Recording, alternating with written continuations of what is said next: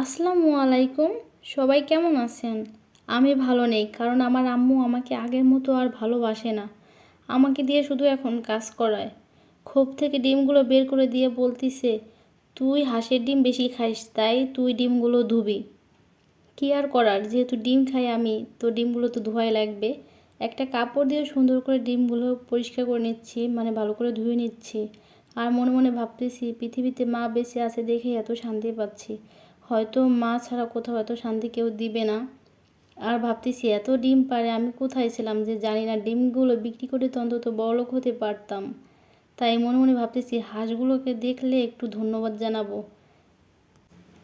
তুই আমার নেশারে, দু চোখে দেখি রে, তুই আমার সকাল বেলার ঘুম ভাঙানোর পাখি রে।